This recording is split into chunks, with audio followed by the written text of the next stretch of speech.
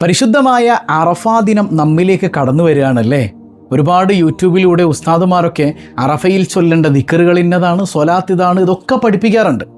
പക്ഷേ ഈ ദിക്റും ഈ സ്വലാത്തും ഒക്കെ നിങ്ങൾക്ക് ഫലം ചെയ്യണമെങ്കിൽ, അറഫാ ദിവസത്തിൽ അള്ളാഹുവിൻ്റെ കാരുണ്യം നിങ്ങൾക്ക് ലഭിക്കണമെങ്കിൽ, എന്തെല്ലാം ചെയ്തിട്ടും നിങ്ങൾക്കതിന് ഫലം ലഭിക്കാതെ പോകുന്നൊരവസ്ഥ ഉണ്ടാകാതിരിക്കണമെങ്കിൽ, ഞാനീ പറയുന്നത് പോലെ ഒരൊറ്റ മന്ത്രം നിങ്ങളുടെ വീട്ടിൽ ഉയരണം.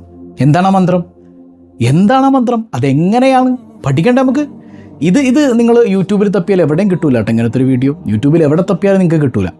ഇത് ഖൽബ് കൊണ്ട് കേൾക്കേണ്ട വിഷയമാണ്. അറഫ കിട്ടണമെന്ന് കൊതിയുള്ളവർ മാത്രം കണ്ടാൽ മതി. അല്ലാഹു റബ്ബുൽ ആലമീൻ അറഫ ലഭിക്കുന്ന മുത്തഖീങ്ങളിൽ നമ്മെ ഉൾപ്പെടുത്തട്ടെ. 1000 രൂപ സമ്മാനമായി ലഭിക്കുന്ന ചോദ്യം വീഡിയോയിലുണ്ട്. മുഴുവനായി കാണുക, ഉത്തരം കമൻറ്റ് ചെയ്യുക, നാമുമായി ബന്ധപ്പെട്ട എല്ലാവരിലേക്കും ഷെയർ ചെയ്ത് കൊടുക്കുക. അല്ലാഹു നമ്മെ യഥാർത്ഥ സ്വാലിഹീങ്ങളിൽ പെടുത്തി അനുഗ്രഹിക്കുമാറാകട്ടെ. അസ്സലാമു അലൈക്കും വറഹ്മത്തുള്ളാഹി വബറകാതുഹു. എന്തൊക്കെയുണ്ട് എല്ലാവരുടെയും വിശേഷം? സന്തോഷമല്ലേ? എവിടെ പുഞ്ചിരിച്ചുകൊണ്ടൊരു ഹംദ് പറഞ്ഞ് അൽഹംദുലില്ലാഹി റബ്ബിൽ ആലമീൻ. മാഷാ അല്ലാ, ഈ ഒരു ഹംദിൻ്റെ ബറക്കത്ത് കൊണ്ട് ഹൃദ്യമായൊരു പ്രഭാതവും അതിമനോഹരമായൊരു ദിവസവും സമ്മാനമായി തന്ന് കരുണക്കടലായ നാഥൻ നമ്മെ അനുഗ്രഹിക്കുമാറാകട്ടെ. ഹാപ്പിയല്ലേ? അറഫയാണ് വരുന്നത്. ഹബീബായ സല്ലല്ലാഹു അലൈഹി വസല്ലമ തങ്ങൾ പഠിപ്പിച്ചിട്ടുണ്ട്, അറഫാ ദിവസം അള്ളാഹുവിൻ്റെ സഹായം നമ്മിലേക്ക് ഇറങ്ങി വരും. പിശാചൊന്ന് പൊട്ടിക്കറയും. കാരണം അല്ലാഹു റബ്ബുൽ ആലമീൻ അവൻ്റെ അടിമകൾക്ക് ഇങ്ങനെ പുറത്തു കൊടുക്കണത് കാണുമ്പോൾ, ഞാൻ ഇത്രയും നാൾ കഷ്ടപ്പെട്ടത് വെറുതെയായല്ലോ എന്ന് കരുതിയിട്ട് പിശാജ് പൊട്ടി അലറിക്കറയുമെന്ന് സയ്യിദുനാ റസൂലുള്ളാഹി സ്വല്ലല്ലാഹു അലൈഹി വസല്ലം. പിശാചിനെ കരയിപ്പിക്കണം. പക്ഷെ എല്ലാവർക്കും അല്ലാഹു റബ്ബുൽ ആലമീൻ പുറത്തു കൊടുക്കില്ല കേട്ടോ. എല്ലാവർക്കുമില്ല. പടച്ചോൻ്റെ അടിമകളായി ജീവിക്കുന്ന നമ്മൾ ഇന്ന് പഠിക്കുന്ന വിഷയം ഹൃദയത്തിലുള്ളവർക്ക് മാത്രമേ അല്ലാഹു പുറത്തു കൊടുക്കുള്ളൂ. ഞാൻ പറഞ്ഞു, വീട് ക്ലീനാക്കിയിട്ട് ഒരു മന്ത്രം അവിടെ സ്ഥാപിക്കണം. പലപ്പോഴും നമ്മൾ പറയുന്നത് പോലെ അറഫ ലഭിക്കാൻ ക്ലീനാക്കേണ്ട വീട് ഏതാണ്? അത് നമ്മുടെ ഖൽബാണ്. അൽ ഖൽബു അർശുല്ലാഹി ദുൽ ഇംകാനി വബൈതുഹുൽ മഅമൂറു ഫിൽ ഇൻസാനി. അല്ലേ? അള്ളാഹുവിൻ്റെ അർശായി നമ്മുടെ ഖൽബ് മാറിയാൽ എന്തൊരു ആനന്ദമായിരിക്കുമോ. അങ്ങനെ നമുക്കൊരു തിരിച്ചറിവ് കിട്ടാനാണ് ഇന്നത്തെ ക്ലാസ്.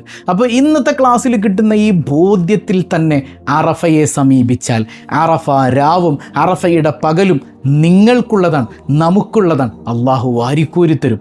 അങ്ങനെ ലഭിക്കുന്ന മുത്തഖീങ്ങളിൽ നമ്മെ ഉൾപ്പെടുത്തി അനുഗ്രഹിക്കുമാറാകട്ടെ.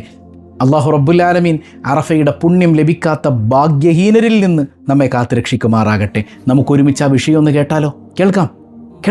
അല്ലാഹു തൗഫീഖ് ചെയ്യട്ടെ. അപ്പോൾ ദുനിയാവിലെ നരകം എന്ന് പറഞ്ഞാൽ എന്താണ്?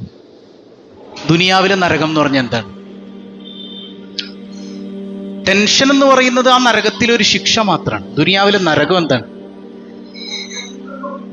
അറിയോ ആർക്കെങ്കിലും? പടച്ചോൻ നമ്മളിങ്ങോട്ട് പടച്ചു വിട്ടത് എന്തിനാ? ആരെ തിരിച്ചറിയാനാണ്? അള്ളാനെ തിരിച്ചറിയാതിരിക്കലാണ് ദുനിയാവിലെ നരകം. ആ നരകത്തിലെ ഒരു ശിക്ഷയാണ് ടെൻഷൻ എന്ന് പറയുന്നത്. അപ്പൊ അള്ളാനെ തിരിച്ചറിഞ്ഞാൽ നമുക്ക് കൽബും ശുദ്ധിയാകും, പുറവും ശുദ്ധിയാകും. ചില ആളുകൾ പറയും, ഉസ്താദേ, ഞാൻ എത്ര കൂട്ടിയിട്ടും കൂടണില്ല, എനിക്കൊന്നും നന്നാകാൻ പറ്റണില്ല.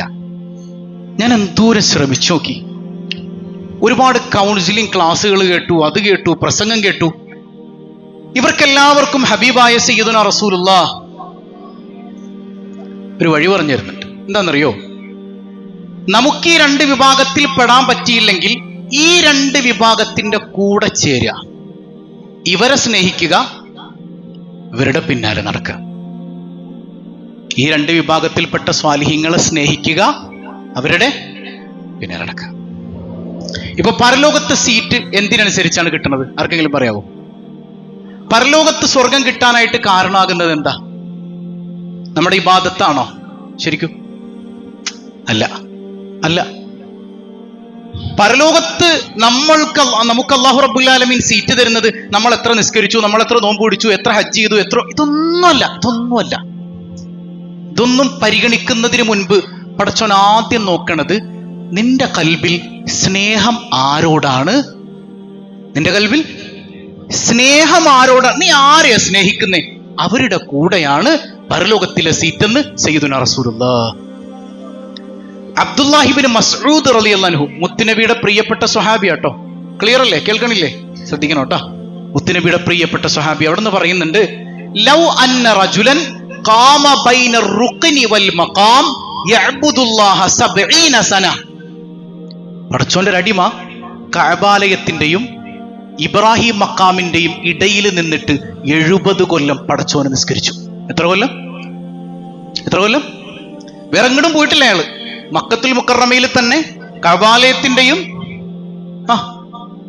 പിന്നെ ഇബ്രാഹിം മക്കാമിന്റെ ഇടയിൽ നിന്നിട്ട് നിസ്കരിക്കാൻ 70 കൊല്ലം നിസ്കരിച്ചു. എന്നാ പോലും അക്കാരണം കൊണ്ട് മാത്രം അയാൾ സ്വർഗത്തിൽ കടക്കൂല.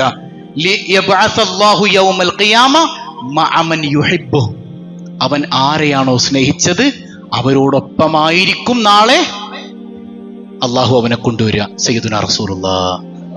അപ്പൊ നമ്മൾ നിസ്കരിച്ച നിസ്കാരവും നോമ്പും സക്കാത്തും ഒക്കെ നോക്കണതിന് മുമ്പ് ഇവന്റെ കൽബിൽ ആരുള്ളത്? നിങ്ങൾ ഏറ്റവും കൂടുതൽ സ്നേഹിക്കുന്നത് പിണറായിയാണോ വി ഡി സതീശനെയാണോ? വല്ലാത്തൊരു ചോദ്യമായിപ്പോയി അല്ലേ? ഒരെണ്ണം ചോദിച്ചാൽ നീ നമുക്ക് എന്തെങ്കിലും പറയായിരുന്നു. മൊയ്ലിയാര് മറ്റേ പാർട്ടിയാണെന്നെങ്കിലും പറയായിരുന്നു. ഇതിപ്പോ അതും പറ്റൂലല്ലോ ഓർച്ചോനി. ആരെയാണ്?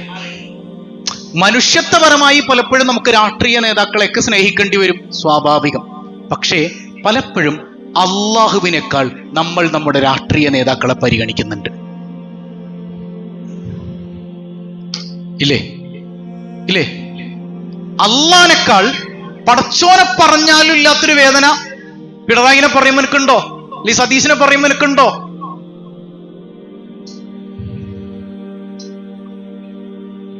എന്നാ പടച്ചോൻ ഇങ്ങനെ നോക്കും, എന്തോരം നിസ്കരിച്ചിട്ടുണ്ട്, കൊള്ളാലോ. ആദ്യം ആരെ സ്നേഹിച്ച? പിണറായിന്റെ കൂടെ പോയിക്കോട്ടെ, സതീഷിന്റെ കൂടെ പോയിക്കോട്ടെ. പടച്ചോനെങ്കിൽ ലിസ്റ്റ് ചെയ്ത് വിടും സയ്യിദുനാ റസൂലുള്ളാഹ്. അപ്പൊ നമ്മൾ സ്നേഹിക്കേണ്ട ആരെയാ? ഇവരൊന്നും സ്നേഹിക്കണ്ടെന്നല്ല കേട്ടോ, മനുഷ്യരെല്ലാരെയും സ്നേഹിക്കണം. ആത്യന്തികമായി പിൻപറ്റാൻ പറ്റുന്ന സ്നേഹം ആരിൽ നിന്ന് മാത്രം? അത് അള്ളാഹ് സ്നേഹിച്ച കുറെ മനുഷ്യന്മാരുണ്ട്, അവരിൽ നിന്ന് മാത്രം. ഹബീബായ സയ്യിദുനാ റസൂലുള്ളാഹ് അവരുടെ പിന്നാലെ നടന്നു കഴിഞ്ഞാല്, ആ സ്വാലിഹീങ്ങളുടെ പിന്നാലെ നടന്നാല് നമ്മുടെ കൽബിന് തുറവി കിട്ടും. ഇപ്പൊ ഞാനങ്ങനെ എൻ്റെ ഒരു ഉസ്താദിന്റെ കൂടെ നടന്നപ്പോൾ ഉണ്ടായ ഒരു അനുഭവം ഞാൻ പറഞ്ഞുതരാം. സൂറത്തുൽ ഖിയാമയിലെ 3-4 ആയത്തുകൾ ഞങ്ങളിങ്ങനെ ചർച്ച ചെയ്യാണ് അല്ലേ? സൂറത്തുൽ ഖിയാമയിലെ 3-4 ആയത്തുകൾ ചർച്ച ചെയ്യാണ്. എന്താണ് ആയത്ത്? അയഹ്സബുൽ ഇൻസാനു അല്ലൻ നജ്മഅ ഇളാമാ ബലാ ഖാദിരീന അലാ അൻ നുസവ്വിയ ബനാനാ. പടച്ചോൻ ഇങ്ങനെ ചോദിക്കുന്നുണ്ട്, മനുഷ്യൻ ചിന്തിക്കണുണ്ടോ അവന്റെ എല്ലുകളെയൊക്കെ എനിക്ക് ഒരുമിച്ച് കൂട്ടാൻ പറ്റൂല എന്ന് അവൻ വിചാരിക്കണുണ്ടോ? എല്ലുകളെ എനിക്ക് ഒരുമിച്ച് കൂട്ടാൻ പറ്റൂല എന്ന് മനുഷ്യൻ എന്ത് ചെയ്യണുണ്ടോ? വിചാരിക്കണുണ്ടോ? എന്നാൽ അല അന്നുസവ്വിയ ബനാന, അവന്റെ വിരൽ തുമ്പുകളിൽ പോലും പുനഃസൃഷ്ടിക്കാൻ എനിക്ക് കഴിയുമെന്ന് അല്ലാഹു റബ്ബുൽ ആലമീൻ. വിരൽ തുമ്പുകളിൽ എന്താ പ്രത്യേകത അല്ലേ? ഒരു മനുഷ്യന്റെ ഏറ്റവും മനോഹരമായ ഐഡന്റിഫിക്കേഷൻ മാർക്ക് അവന്റെ ഫിംഗർ പ്രിന്റ് ആണ് അല്ലേ? ഈ ഫിംഗർ പ്രിന്റിനെ കുറിച്ച് അല്ലാഹു റബ്ബുൽ ആലമീൻ പ്രതിപാദിക്കുന്നത് 7-ാം നൂറ്റാണ്ടിലാണെങ്കിൽ ഫിംഗർ പ്രിന്റിനെ കുറിച്ചുള്ള പഠനം വളരെ കുറച്ച് വർഷങ്ങൾക്ക് മുമ്പ്, അതിനെന്താണ് പറയാ? എന്താണ്? ഡാക്ടിലോസ്കോപ്പി ഫിംഗർ പ്രിന്റിനെ കുറിച്ചുള്ള പഠനമാണ്. ആ പഠനം വരുന്നത് കുറച്ച് വർഷങ്ങൾക്ക് മുമ്പ് മാത്രമാണെങ്കിൽ 7-ാം നൂറ്റാണ്ടിൽ അല്ലാഹ് പറയണം, ആ വിരൽ തുമ്പുകളെപ്പോലും പുനഃസൃഷ്ടിക്കാൻ എനിക്ക് പറ്റും. മനുഷ്യൻ എത്ര നശിച്ചു പോയാലും അവന്റെ വിരൽ തുമ്പുകളെപ്പോലും പുനഃസൃഷ്ടിക്കാൻ എനിക്ക് പറ്റും. അപ്പൊ ഈ ആയത്തിങ്ങനെ വിശദീകരിച്ചിട്ട് ഞങ്ങളിങ്ങനെ സയന്റിഫിക്കലായ കുറെ കാര്യങ്ങളൊക്കെ പറഞ്ഞപ്പോ എൻ്റെ ഉസ്താദ് എന്നോട് ചോദിച്ചു, ഷാഫിയെ, ഇവിടെ നിനക്ക് പടച്ചോന്റെ ബന്ധം കണക്ട് ആകുന്നുണ്ടോ? ഇപ്പൊ എന്താ അല്ലാഹ് നമുക്ക് ഫിംഗർ പ്രിന്റ് തന്നു അല്ലേ, വെറൈറ്റി ഫിംഗർ പ്രിന്റ്സ് ഒക്കെ തന്നു, അതല്ലടാ പടച്ചോന്റെ സ്നേഹം നിനക്ക് ഇവിടെ തിരിച്ചറിയാൻ പറ്റുന്നുണ്ടോ? ഉസ്താദ് തന്നെ പറയാം. അതായത് പടച്ചോൻ നമ്മളെ സ്നേഹിക്കുന്നുണ്ട് എന്നതിന്റെ ഏറ്റവും മനോഹരമായ ഒരു ഉദാഹരണമാണ് നമ്മുടെ ഫിംഗർ പ്രിന്റ്. അതിപ്പോ എങ്ങനെയാ? ഇപ്പോ ഹമീദ്ക്കാടെ ഫിംഗർ പ്രിന്റ് കുഞ്ഞമുക്കാക്ക് ഉണ്ടാവോ? ഇല്ല, എൻ്റെ ഡിഫറെന്റ് ആണ്. ഇപ്പൊ ഒരു ഉദാഹരണം പറഞ്ഞു, ഒരു എഞ്ചിനീയറോട് 1000 വീട് നിർമ്മിക്കാൻ നമ്മൾ പറഞ്ഞു. എത്ര വീട്? എല്ലാ വീടും ഒരേ ഡിസൈൻ ആണെങ്കിൽ എഞ്ചിനീയർക്ക് വല്ല പണിയുണ്ടോ? ഓരോന്നും വ്യത്യസ്ത ഡിസൈനുകളിൽ പണിയുമ്പോഴാണ് പണി കൂടുന്നത് ഇല്ലേ? അപ്പോഴാണ് അവന്റെ സൃഷ്ടി വൈഭവം അവിടെ. പടച്ചോനിപ്പോ വേണമെങ്കിൽ ഒരു മനുഷ്യനെ പടച്ചിട്ട് ബാക്കിയൊക്കെ കോപ്പി എടുത്താൽ മതിയായിരുന്നു. അങ്ങനെയാണോ പടച്ചൻ ചെയ്തത്? അല്ല. നിന്റെ വിരൽത്തുമ്പുകളിൽ വ്യത്യസ്തത വെച്ചിട്ടുണ്ട്. ഇപ്പൊ ചെറിയ ട്വിൻസ് ആണെങ്കിൽ പോലും ഫിംഗർ പ്രിന്റില് കണ്ണുകളിലുള്ള അടയാളങ്ങളിൽ അള്ളാഹു വ്യത്യസ്തത വെച്ചിട്ടുണ്ട്. പല രാജ്യങ്ങളിലും നമ്മൾ എയർപോർട്ടിലേക്ക് ചെല്ലുന്ന സമയത്ത്, എമിഗ്രേഷന്റെ സമയത്ത് പാസ്പോർട്ട് വേണ്ട, കണ്ണ് സ്കാൻ ചെയ്താൽ മതി, മുഴുവൻ ഡീറ്റെയിൽസും അവിടെ വരും. ഓരോരുത്തരെയും ഡിഫറൻ്റ്ലി പടച്ചോൻ പടച്ചിട്ടുണ്ട് അല്ലേ? എന്താ അതിൻ്റെ അർത്ഥം? നീ എനിക്ക് അത്രമേൽ സ്പെഷ്യലാണ്. നീ എനിക്ക് എല്ലാരും പോലെ ഒരാളല്ല. ഞാൻ നിന്നെ കസ്റ്റം മെയ്ഡ് ചെയ്തെടുത്തതാണ്. നീ എനിക്ക് അത്ര സ്പെഷ്യലാണ്. നീ തനിച്ചാണെന്ന് വിചാരിക്കല്ലേ. നിന്റെ കണ്ണ്, നിന്റെ വിരലുകളിലെ ഫിംഗർ പ്രിന്റ്സ്, നിന്റെ ബോഡിയിലെ ഓരോ പാടുകൾ, നിന്റെ മൂക്കിന്റെ ആ ഒരു നൃത്തം, ഓരോന്നും ഞാൻ നോക്കി എന്റെ ഇഷ്ടത്തിന് പാകപ്പെടുത്തിയ എനിക്ക് സ്പെഷ്യലായ ഒരുത്തനാണ് നീ. ഒരുപാട് ആളുകളിൽ ഒരാളാണോ നീ? അല്ല, നീ എനിക്ക് സ്പെഷ്യലാണ്. എന്തൊരു അത്ഭുതമാണ് പടച്ചോനെ. ഫിംഗർ പ്രിന്റിൽ പോലും അള്ളാഹുവിന്റെ സ്നേഹമാണ് നമ്മൾ എന്ത് ചെയ്യേണ്ടത്? തിരിച്ചറിയേണ്ടത്. നിങ്ങൾ ചിന്തിച്ചു നോക്കി, എല്ലായിടത്തും പടച്ചോന്റെ ആ ഒരു നോട്ടം ഇങ്ങനെ കിട്ടുകയല്ലേ? എല്ലാ മേഖലയിലും, നമ്മുടെ ഹൃദയമിടിപ്പിൽ പോലും, ബാത്റൂമിൽ പോകുമ്പോൾ പോലും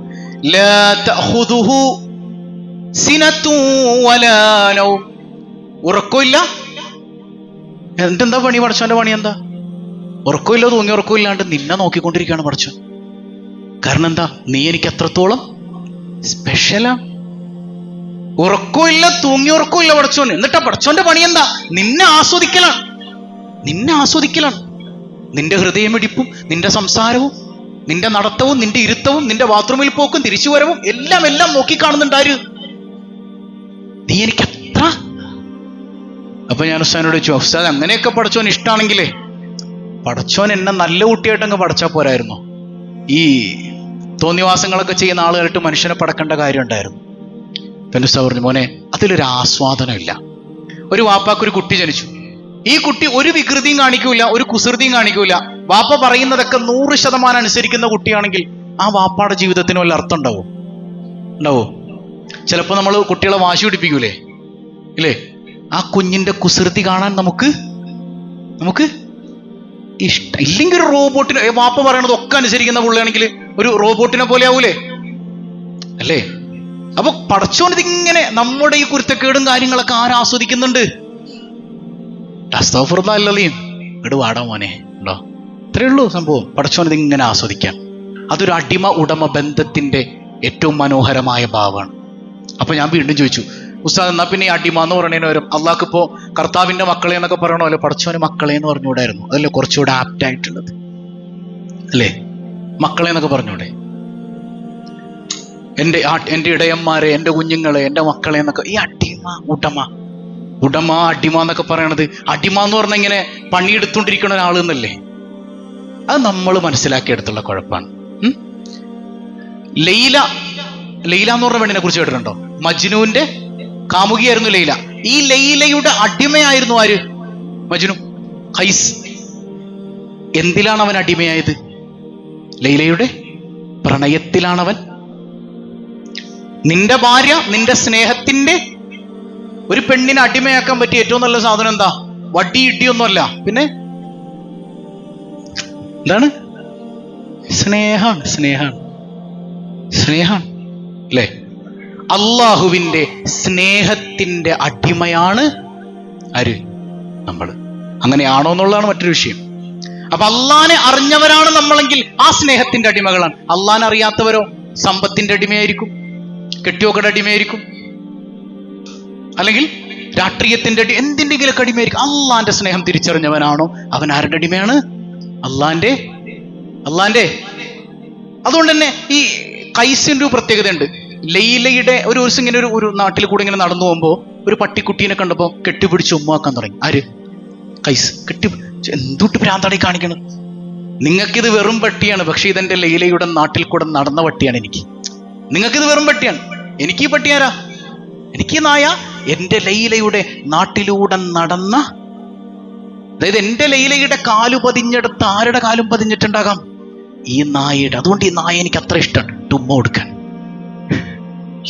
അതാണ്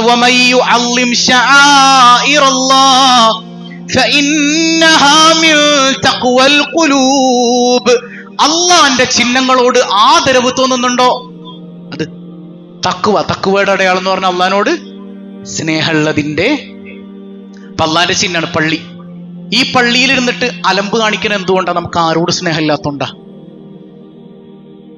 പള്ളിയുമായി ബന്ധപ്പെട്ട വിഷയത്തിൽ നമ്മൾ പള്ളിക്കകത്തിരുന്ന് തോന്നിയാസം പറയണതും ചീത്ത പറയണതും കണ്ടോന്റെ കുറ്റം പറയണതും ഈ പ്രണയത്തിന്റെ ചിഹ്നത്തെ വിലവെക്കാത്തോണ്ടാണ്. ആരോടുള്ള പ്രണയം? അല്ലാഹുള്ള പ്രണയം. വേറെന്താ അള്ളാന്റെ ഷിയാർ പറഞ്ഞേ? ഇന്ന സ്വഫാ വൽ മർവ മിൻ ശആഇരില്ലാഹ്. സഫയും മർവയും അള്ളാന്റെ എന്തേത് ചിഹ്നാകാൻ കാരണം? അള്ളാന്റെ വലിയ ഒരു പെണ്ണ് ഓടി നടന്നു, അത്രേ ഉള്ളൂ. ആ വലിയത്തായ ഹാജറ ബീവി ഓടി നടന്ന സഫയും മർവയും അള്ളാന്റെ ചിഹ്നാണെങ്കിൽ ആ ഹാജറ ബീവിയുടെ മഹത്വം എത്രയാണ്? സുബ്ഹാനല്ലാഹ്. ചിന്തിച്ചു നോക്കി. സഫയോട് മർവയോട് സ്നേഹം. കഅബാലയം അള്ളാന്റെ ചിഹ്നം സ്നേഹം. മുത്തുനബി അള്ളാന്റെ ചിഹ്നം.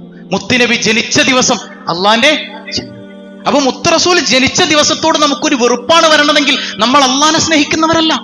നമ്മൾ ഏതോ ചില ആളുകളുടെ വാദഗതികളുടെ സ്നേഹിക്കുന്നവരാണ്. നമ്മൾ അവരുടെ അടിമയാണ്. അള്ളാന്റെ അടിമയായിട്ടുണ്ടോ? ഇല്ല. അള്ളാന്റെ അടിമയാണോ?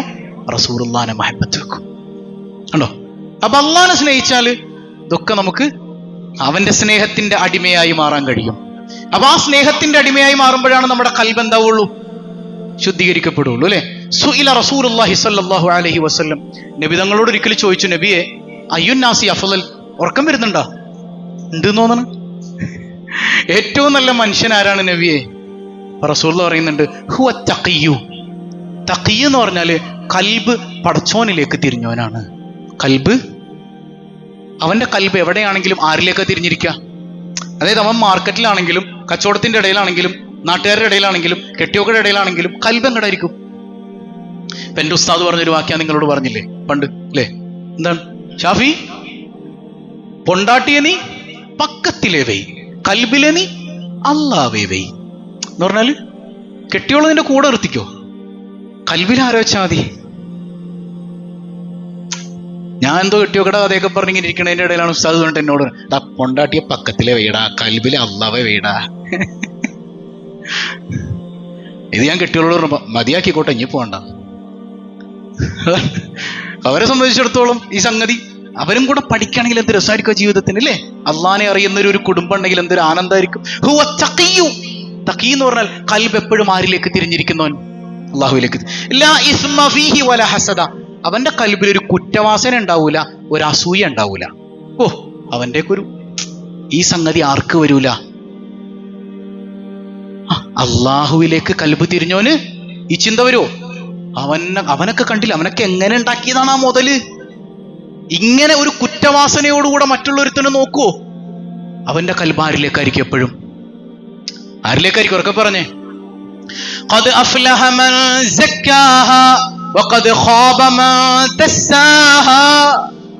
കൽബ് ശുദ്ധീകരിച്ച ആളുകൾ അവർ ഉറപ്പായിട്ടും വിജയിച്ചു. കൽബ് തുറക്കാത്ത ആളുകൾ തോറ്റുപോയി. ദുനിയാവിലും തോറ്റു, ആഖിറത്തിലും. അപ്പൊ കൽബ് സ്വർഗത്തിലേക്കുള്ള കുറുക്കു വഴിയാണ് അള്ളാന്റെ സ്വാലിഹീങ്ങളുടെ പിന്നാലെ കൂടുക എന്നുള്ളത്. അള്ളാഹു നമുക്ക് തൗഫീക്ക് നൽകട്ടെ. ഇപ്പൊ അഹ്മദ് ബിൻ ഹംബൽ റഹിമഹുല്ല റിപ്പോർട്ട് ചെയ്യുന്ന ഒരു ഹദീസ് ഉണ്ട്. നമുക്ക് ഒരുപാട് സുപരിചിതമാണ് ഹദീസ്. ഒരിക്കൽ നബി സല്ലല്ലാഹു അലൈഹി വസല്ലം തങ്ങളും സ്വഹാബത്തും ഇങ്ങനെ മദീന പള്ളിയിൽ ഇരിക്കുമ്പോൾ നബി തങ്ങൾ പറയാം, സ്വർഗം ഉറപ്പിച്ചൊരു മനുഷ്യൻ ഇപ്പൊ തന്നെ അവിടെ നിന്ന് കടന്നു വരും. അപ്പൊ സ്വഹാബത്ത് വിചാരിക്കാൻ അബൂബക്കർ ആയിരിക്കും, ഉമർ ആയിരിക്കും, അല്ലെങ്കിൽ അലി ആയിരിക്കും റളിയല്ലാഹു അൻഹു. അങ്ങനെ ആരുമല്ല. ഒരു അൻസാരിയായ അപ്രസക്തനായ ഒരു മനുഷ്യൻ വുളുവൊക്കെ എടുത്ത് താടിയിൽ കൂടെ വുളുവിന്റെ വെള്ളം ഇങ്ങനെ വരുന്നുണ്ട്. ഇടത്തെ കയ്യിൽ 2 ചെരുപ്പുണ്ട്. ആ മനുഷ്യൻ ഇങ്ങനെ പള്ളിയുടെ അകത്തേക്ക് കയറി വരാൻ റസൂലുള്ളാഹിനോട് സലാം പറഞ്ഞിട്ട് ആ മനുഷ്യൻ പോയി നിസ്കരിച്ചു, തിരിച്ചുപോയി. പിറ്റേന്ന് സുബഹി കഴിഞ്ഞപ്പോ സ്വഹാബത്ത് ഇങ്ങനെ റസൂലുള്ളാഹിന്റെ കൂടെ ഇരിക്കാൻ. അപ്പോ നബി തങ്ങൾ വീണ്ടും പറഞ്ഞു, സ്വർഗാവകാശി ആ മനുഷ്യൻ ഇപ്പൊ തന്നെ വരും. വീണ്ടും നോക്കി, അയാൾ തന്നെ. വേറൊന്നും കാണില്ല അയാളില്. മൂന്നാമത്തെ ദിവസം നബി തങ്ങൾ പറഞ്ഞു സ്വർഗാവകാശിയായ മനുഷ്യൻ ഇപ്പൊ തന്നെ വരും. ആ മനുഷ്യൻ വീണ്ടും വന്നു. അപ്പണ്ട് മഹാനായ അംറു ഇബ്നുൽ ആസ് റളിയല്ലാഹു അൻഹു എണീറ്റിട്ടെ പതിയെ ആ മനുഷ്യന്റെ പിന്നാലെ കൂടിയിട്ട് പറഞ്ഞേ, എന്റെ വാപ്പായായിട്ട് ഇച്ചിരി പിണക്കത്തിലാണ് ഞാൻ. ഒരു 3 ദിവസം വീട്ടിൽ കയറാൻ പറ്റൂല. 3 ദിവസം എനിക്ക് നിങ്ങളുടെ വീട്ടിൽ താമസിക്കാനൊരു സൗകര്യം ചെയ്തു തരാവോ? അതായത് പിണങ്ങിയാൽ പിണക്കം എന്ത് ചെയ്യണം? വേഗം തീർക്കണം. മാക്സിമം എത്ര ദിവസം? അത് പടച്ചോനറിയാം നമ്മുടെ മനസ്സ്. ഇപ്പൊ നമ്മളൊരു പിണക്കൊണ്ട് ദേഷ്യം ഉണ്ടെങ്കിൽ പോയി മിണ്ടടാന്ന് പറയുമ്പോൾ ഒറ്റടിക്ക് മിണ്ടാൻ മാത്രം നമ്മുടെ കൽബ് പാകപ്പെടുവോ?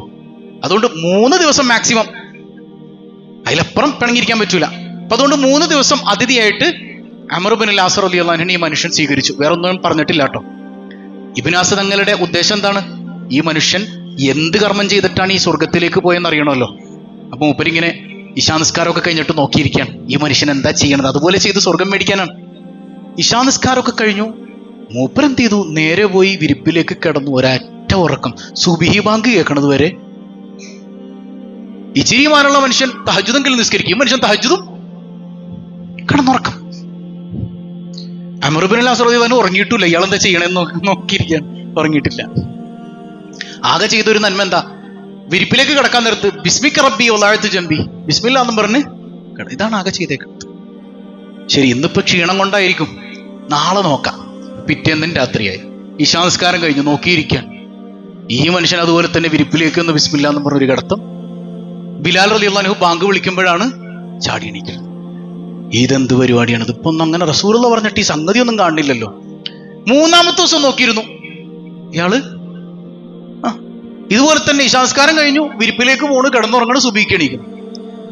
അപ്പൊ 3 ദിവസം കഴിഞ്ഞല്ലോ. അതെ, ഞാൻ പോവേണ്ടോ, ഞാൻ വന്നത് എന്തിനാന്ന് വെച്ചാലേ നിങ്ങളെക്കുറിച്ച് റസൂലുള്ള സ്വർഗത്തിലാന്ന് പറഞ്ഞു.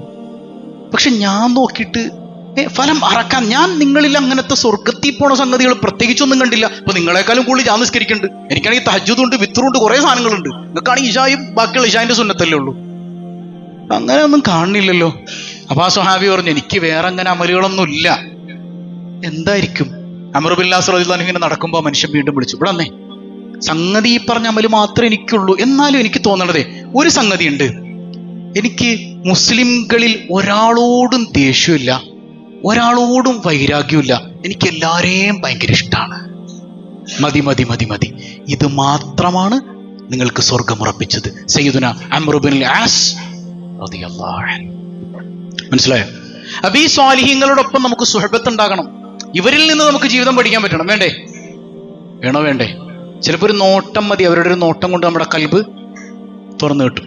നമ്മുടെ അധ്വാനം കൊണ്ട് മാത്രം ഹൃദയം തുറക്കൂല, സ്വാലിഹീങ്ങളായ ആളുകളുടെ ഒരു നോട്ടം കൊണ്ടേ തുറക്കുള്ളൂ. അപ്പൊ നമ്മൾ അധ്വാനിക്കണം. നമ്മൾ അധ്വാനിക്കുന്നതോടൊപ്പം നല്ല സ്വാലിഹീങ്ങളുടെ സുഹബത്ത് കിട്ടണം. അത് വഫാത്തായി പോയാലും ജീവിച്ചിരിക്കുന്നവരായാലും അവരുടെ അടുക്കൽ പോയി നിരുന്നാൽ തന്നെ. ഇപ്പോ മഹ്മൂദ് ഗസ്നി ഡൈനാസ്റ്റിനെ കുറിച്ച് നിങ്ങൾ പഠിച്ചിട്ടില്ലേ സ്കൂളിൽ? ഗസ്നി ഡൈനാസ്റ്റി ഉണ്ടോ? മറന്നുപോയി. ഡൈനാസ്റ്റികൾ വരെ പഠിച്ചിട്ടില്ലേ? ഗസ്നി ഡൈനാസ്റ്റിയിലെ ഒരു രാജാവാണ് മഹ്മൂദ് ഗസ്നവി. അദ്ദേഹം ഒരിക്കൽ തന്റെ ഗുരുവിന്റെ അടുക്കൽ ചെല്ലുമ്പോൾ അദ്ദേഹം പറഞ്ഞു, അബൂ യസീദുൽ ബിസ്താമി എന്നൊരു പണ്ഡിതനുണ്ട്, ആ മഹാനെ കണ്ടാൽ തന്നെ ആളുകൾ മുസ്ലിമാവും. കണ്ടാൽ തന്നെ അതത്ര ദഹിച്ചില്ല. അങ്ങനെ കണ്ടാൽ എങ്ങനെ മുസ്ലിം ആകണത്? അങ്ങനെയാണെങ്കിൽ റസൂലുള്ളാഹിനെ കണ്ടിട്ട് അബൂജഹല് മുസ്ലിം? അബൂജഹല് റസൂലുള്ളാഹിനെ കണ്ടിട്ടില്ല, അബ്ദുള്ളയുടെ മകൻ മുഹമ്മദിനെയാണ് കണ്ടത്. റസൂലുള്ളാഹിനെ ആര് കണ്ടിട്ടില്ല? അബൂജഹൽ റസൂലുള്ളാഹിനെ കണ്ടിരുന്നുവെങ്കിൽ അവൻ ആരായനെ? അപ്പൊ നമ്മൾ സ്വാലിഹീങ്ങളെ ആ ഒരു നോട്ടത്തിൽ കാണാൻ നമുക്ക് കഴിയണം. മനസ്സിലാവുന്നുണ്ടോ? അപ്പൊ നമ്മൾ പറഞ്ഞു അള്ളാഹുവിന്റെ ഒരു 2ാം കാറ്റഗറിയിലുള്ള ചില ഔലിയാക്കളെ കുറിച്ചൊക്കെ അല്ലെ. അവര് പ്രത്യക്ഷത്തിൽ കാണുമ്പോൾ ശരീരം മുഴുവൻ അഴുക്ക് പുരണ്ടിട്ടുണ്ടാവും, ചിലപ്പോൾ മുറുക്കി തുപ്പുന്നുണ്ടാവും. അവര് റസൂലുള്ള പറഞ്ഞിട്ടുണ്ട്, ശരീരം അഴുക്ക് പുരണ്ട മുടി ജട പിടിച്ച മജ്ദൂബുകളായ ചില ഔലിയാക്കൾ അള്ളാഹ്ക്കുണ്ട് എന്ന്. പക്ഷെ നമ്മൾ ഇവരെ നോക്കിയിട്ട് എന്തുട്ട് ഭ്രാന്തനാണ്, നമ്മൾ അറിയുന്നില്ല, നമ്മളവരെ കാണേണ്ട കണ്ണുകൊണ്ട് കണ്ടിട്ടില്ല. അള്ളാഹു നമുക്ക് തിരിച്ചറിയാൻ തൗഫീക്ക് നൽകുമാറാകട്ടെ. അപ്പൊ റസൂലുള്ളാഹിയുടെ സ്വഹാബത്തിന്റെ താബിഈങ്ങളുടെ സ്വാലിഹീങ്ങളുടെ വഴിയെ നമ്മൾ നടക്കണം. ഇപ്പോ അങ്ങനെയാണെങ്കിൽ ഇൽമു നാഫിയോ? ഇപ്പൊ ഞാൻ പറയട്ടെ, അല്ലാഹു അക്ബർ, അല്ലാഹു അക്ബർ എന്താണ് അർത്ഥം? ഈ ഇൽമു ഉപകാരമുള്ള ഇൽമാണോ? ഈ ഇൽമിന് ഉപകാരം ഉണ്ടോ? ഉണ്ടോ? ഉണ്ടോ? ചായ ഉണ്ടാക്കാൻ അറിയുന്ന എത്ര പേരുണ്ട്? കട്ടൻ, മാഷാ അല്ലാഹ്, കുഞ്ഞുങ്ങൾക്ക് അറിയാലോ എങ്ങനെയാ ചായ ഉണ്ടാക്കണത്, കട്ടൻ ഉണ്ടാക്കണത് എങ്ങനെയാ? എങ്ങനെ കട്ടൻ ഉണ്ടാക്കണേ? വെള്ളം എടുക്കും, പിന്നെ ഗ്യാസ് ഓണാക്കും, അടിപൊളി. പിന്നെ വെള്ളം തിളച്ചു വരുമ്പോ നേരത്തെ ചായപ്പൊടി ഇടരുത്, ടേസ്റ്റ് കിട്ടൂല. നല്ല തിളച്ചു വരുമ്പോ ചായപ്പൊടി ഇടണം, എന്നിട്ട് പഞ്ചസാര ഇടും, എന്നിട്ട് ഗ്ലാസ്സിലേക്ക് ഒഴിച്ചിട്ട് പഞ്ചസാര ഇടും. അടിപൊളി, ശരി, മാഷാ. എന്നിട്ട് കട്ടൻ ചായ ഉണ്ടാക്കിയിട്ടുണ്ടോ? ഇല്ല. അപ്പോ കട്ടൻ ചായ ഉണ്ടാക്കുന്നത് എങ്ങനെയാന്ന് നമുക്കറിയാം. പക്ഷെ കട്ടൻ ചായ ഉണ്ടാക്കാത്തടത്തോളം ഇൽമ എന്തായിട്ടില്ല? നാഫി ആയിട്ടില്ല, ഉപകാരപ്രദം ആയിട്ടില്ല. അല്ലാഹു അക്ബർ. എനിക്ക് ഏറ്റവും വലിയവൻ ആരാണ്? ഈ ഇൽമ ഉപകാരപ്പെടുന്നപ്പോഴാ. അതായത് എൻ്റെ മനസ്സിൽ ചില സംഗതികൾ കുറഞ്ഞുപോയി, നിരാശയുണ്ടെങ്കിൽ എനിക്ക് അല്ലാഹു അക്ബർ ഉപകാരപ്പെട്ടിട്ടില്ല. ഇപ്പൊ എൻ്റെ മനസ്സിൽ തോന്നാൻ, ഇച്ചിരി കൂടെ നല്ല വീട് വെക്കായിരുന്നു, വണ്ടി എടുത്തു, ഇച്ചിരി കൂടെ നല്ല വണ്ടി എടുക്കായിരുന്നു, ഇതിനേക്കാളും നല്ലത് എനിക്ക് ഓക്കെ ആയിരുന്നു അല്ലേ? ആ സംഗതി എനിക്ക് കിട്ടേണ്ടതായിരുന്നു, ഒരു സെക്കൻഡിൽ അങ്ങോട്ട് പാളിപ്പോയി. എല്ലാം നിരാശ. ഈ നിരാശയുള്ളവന് അള്ളാനെ കിട്ടുമോ? അല്ലാഹു അക്ബർ നാഫിയായോ? ഇല്ല. എന്താ അല്ലാഹു അക്ബർ എന്ന് പറഞ്ഞാൽ? ഇതൊരു നിറവിന്റെ നിർവൃതിയാണ്, എല്ലാത്തിൻ്റെയും അറ്റം. ഒരു മനുഷ്യന് കിട്ടാവുന്നതിൽ വെച്ച് ഏറ്റവും വലുതാരാണ്? അള്ളാനെ കിട്ടിയവന് പിന്നെ ചെറിയ കാര്യത്തിൽ ടെൻഷൻ അടിക്കേണ്ടതുണ്ടോ? ഉണ്ടോ? അള്ളാനെ കിട്ടിയവന് വീടിന്റെ കാര്യത്തിൽ, വണ്ടിയുടെ കാര്യത്തിൽ, ജോലിയുടെ കാര്യത്തിൽ ടെൻഷൻ അടിക്കേണ്ടതുണ്ടോ? അപ്പൊ അള്ളാനെ കിട്ടിയവൻ അല്ലാഹു അക്ബർ എന്ന് പറയുമ്പോഴേ ആ സുഖം അനുഭവിക്കാൻ പറ്റൂ. അവനെ ഇൽമ നാഫി ആയിട്ടുള്ളൂ. ആ ഇൽമ നാഫി ആകണമെങ്കിൽ നമ്മുടെ കൽബ് തുറക്കണം. വേണ്ടേ? അള്ളാഹു തൗഫീക്ക് നൽകട്ടെ. ബാക്കി കാര്യങ്ങൾ അടുത്ത ആഴ്ച പറയാം, പോരെ? അല്ലാഹു റബ്ബുൽ ആലമീൻ ഉപകാരപ്രദമായ ഇൽമ ജീവിതത്തിൽ അന്വർത്ഥമാക്കുന്നവരിൽ നമ്മെ ഉൾപ്പെടുത്തി അനുഗ്രഹിക്കുമാറാകട്ടെ. അള്ളാഹുവിനെ അറിയാൻ പറ്റുന്നവണ്ണം ഹൃദയവിശാലത ലഭിക്കുന്നവരിൽ അള്ളാഹു നമ്മെ ഉൾപ്പെടുത്തട്ടെ. അറഫയുടെ രാവൊക്കെ വരുമ്പോൾ പടച്ചോ നമ്മളിലേക്ക് അടുത്തു വരും എന്നാ പറഞ്ഞത്. ആ നിമിഷത്തിൽ നമ്മൾ ഏറ്റവും കൂടുതൽ ദുആ ചെയ്യേണ്ടെന്താ? പടച്ചോനെ, എൻ്റെ കൽബ് നീയൊന്ന് ശുദ്ധീകരിച്ച്, കൽബൊന്ന് തുറന്നു തരണേ അല്ലാ. എനിക്ക് ആരെ കാണണം? കാണണം. അല്ലാഹു തൗഫീക്ക് നൽകുമാറാകട്ടെ. അൽഹംദുലില്ലാഹി റബ്ബിൽ ആലമീൻ. എല്ലാവരും കേട്ടില്ലേ? അപ്പോൾ നമ്മുടെ കൽബൊന്ന് ശുദ്ധിയായിട്ട് അവിടെ അള്ളാഹിനോടുള്ള പ്രണയം, ആ പ്രണയമാകുന്ന ദിക്ർ, എനിക്ക് നിന്നൊരുപാട് ഇഷ്ടമാണല്ലാ, അൽഹംദുലില്ലാ എന്ന ദിക്ർ. ഏതാണ് ആ ദിക്ർ? അതായത് അള്ളാഹു എല്ലാം തന്നതിൽ തൃപ്തിപ്പെട്ടുകൊണ്ട് പടച്ചോൻ്റെ അടിമയായിട്ട് നിന്ന് ഈ ബോധ്യത്തിൽ നിന്ന് അറഫയിൽ നിങ്ങളെല്ലാ ദിക്റും ചൊല്ലിക്കോ, അല്ലാ നിങ്ങളെ കൈവിടൂല. ഈ ബോധ്യത്തിൽ നിന്ന് നിങ്ങളെല്ലാ ദിക്റും ചൊല്ലിക്കോ, അല്ലാ നിങ്ങളെ കൈവിടൂല. ഹബീബായ സയ്യിദുനാ റസൂലുള്ളാഹി സ്വല്ലല്ലാഹു അലൈഹി വസല്ലം തങ്ങൾ പഠിപ്പിക്കുന്നുണ്ട്, അന വന്നബിയൂന, ഞാനും എല്ലാ നബിമാരും ചൊല്ലിയ ഒരു ദിക്റുണ്ട്. ആ ദിക്റാണ് അറഫയിൽ ഏറ്റവും കൂടുതൽ ചൊല്ലേണ്ടത് എന്നാണ്.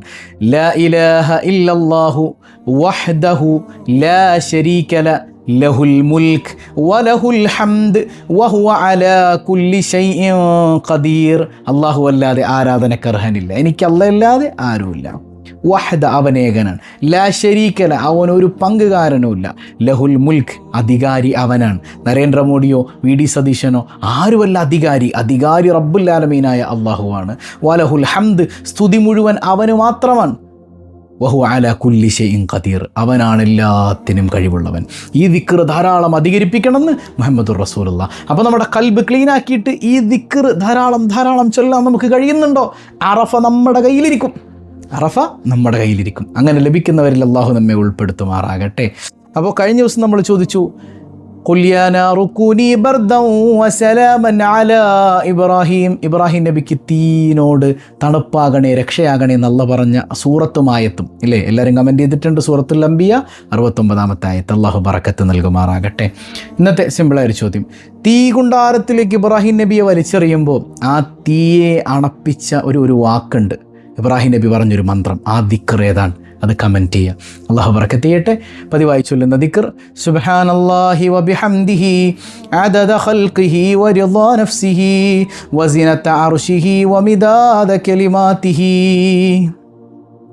സുബ്ഹാനല്ലാഹി വബിഹംദിഹി അദദ ഖൽഖിഹി വറിളാ നഫ്സിഹി വസിനത അർശിഹി വമിദാദ കലിമാതിഹി. സുബ്ഹാനല്ലാഹി വബിഹംദിഹി عدد خلقه ورضا نفسه وزنة عرشه ومداد كلماته. അൽഹംദുലില്ലാ അൽഹംദുലില്ലാ. അല്ലാഹു റബ്ബുൽ ആലമീൻ നമ്മിൽ നിന്ന് സ്വീകരിക്കട്ടെ. നമ്മുടെ റിലീഫ് പദ്ധതിയിലേക്ക് പലരും ഹദിയ ചെയ്യുന്നുണ്ട്. പാവപ്പെട്ട ഒരു ഉസ്താദിൻ്റെ കാര്യം പറഞ്ഞു. അറഫയൊക്കെ കിട്ടണമെങ്കിൽ ഈ നെയ്യത്ത് നമ്മുടെ കൽബിൽ വേണ്ടേ? അല്ലാഹു തൗഫീഖ് ചെയ്യട്ടെ. 2 നമ്പറിലേക്ക് അയച്ചിട്ട് പോകുന്നില്ലെങ്കിൽ ഈ കാണുന്ന സ്ക്രീൻഷോട്ട് ഉണ്ടല്ലോ, ഈ കാണുന്ന നമ്മുടെ QR കോഡ് അതൊന്ന് സ്ക്രീൻഷോട്ട് എടുത്തിട്ട് നിങ്ങൾക്ക് ഗൂഗിൾ പേ ചെയ്യാൻ പറ്റുന്നതാണ്. അപ്പോൾ അദ്ദേഹത്തിൻ്റെ കുടുംബത്തിലേക്ക് നമുക്കത് എത്തിച്ചു കൊടുക്കണം. അല്ലാഹു റബ്ബുൽ ആലമീൻ പ്രയാസങ്ങൾ അനുഭവിക്കുന്നവരെ ചേർത്തു പിടിക്കുന്നതിൻ്റെ ബറക്കത്ത് കൊണ്ട് നമ്മളെ പടച്ചോൻ ചേർത്ത് പിടിക്കുമാറാകട്ടെ. അൽഹംദുലില്ലാ അൽഹംദുലില്ലാഹി റബ്ബിൽ ആലമീൻ. അല്ലാഹുമ്മ സ്വല്ലി അലാ സയ്യിദിന മുഹമ്മദിൻ വഅലാ ആലി സയ്യിദിന മുഹമ്മദ്. അർഹമുർറഹീമായ കരുണക്കടലായ റബ്ബേ, ഈ സദസ്സ് നീ സ്വീകരിക്കണേ അല്ല, നീ ഹായിബാക്കല്ലേ അല്ല. പടച്ചവനെ, ഞങ്ങളുടെ കൽബൊന്ന് തുറന്നു തന്ന് നിന്നെ പ്രണയിക്കാനുള്ള തൗഫീക്ക് നൽകണേ അല്ല. മുത്തായ തങ്ങളെ സ്നേഹിക്കാൻ തൗഫീക്ക് നൽകണേ അല്ല. അറഫയുടെ പുണ്യം ലഭിക്കുന്നവരിൽ പെടുത്തണേ അല്ല. ദുആ വസിയ്യത്തായി ഒരുപാട് കമൻറ്റുകളുണ്ടെല്ലാം നീ സ്വീകരിക്കണേ അല്ല. അല്ലാ പ്ലസ് 2 റിസൾട്ടിന് വേണ്ടി കാത്തിരിക്കുന്നവരുണ്ട്, ഉന്നത വിജയം നൽകണേ അല്ല. ഹൈറായ സ്ഥാപനങ്ങളിൽ കുട്ടികൾക്ക് അഡ്മിഷൻ നൽകണേ അല്ല. കരുണക്കടലായ തമ്പുരാനെ, ഞങ്ങളെ നീ കൈവെടിയല്ലേ അല്ല. ഞങ്ങളിൽ നിന്ന് മരണപ്പെട്ട മാതാപിതാക്കൾ, ബന്ധുമിത്രാദികൾ എല്ലാവർക്കും പുറത്തു കൊടുക്കണേ അല്ല. ഞങ്ങളെയും ഞങ്ങളിൽ നിന്ന് വിട പറഞ്ഞവരെയും ഹബീബ് റസൂലുള്ളാഹി സ്വല്ലല്ലാഹു അലൈഹി വസല്ലമ തങ്ങളോടൊപ്പം നിൻ്റെ കാരുണ്യത്തിൽ ഒരുമിപ്പിക്കണേ അല്ല. ഈ റിലീഫ് പദ്ധതിയിലേക്ക് ഹദിയ ചെയ്തതിൻ്റെ ബറക്കത്ത് കൊണ്ട് ഞങ്ങളുടെ ജീവിതത്തിലെ ഏതേത് പ്രശ്നങ്ങളുണ്ടോ അതൊക്കെ നീ ബാത്തുലാക്കണേ അല്ലാ. ബിഹഖി സ്വല്ലല്ലാഹു അലാ മുഹമ്മദ് സ്വല്ലല്ലാഹു അലൈഹി വസല്ലം. സ്വല്ലല്ലാഹു അലാ മുഹമ്മദ് സ്വല്ലല്ലാഹു അലൈഹി വസല്ലം. അല്ലാഹുമ്മ സ്വല്ലി അലാ മുഹമ്മദ് യാ റബ്ബി സ്വല്ലി അലൈഹി വസല്ലിം. വസ്സലാമു അലൈക്കും വറഹ്മത്തുള്ളാഹി വബറകാതുഹു.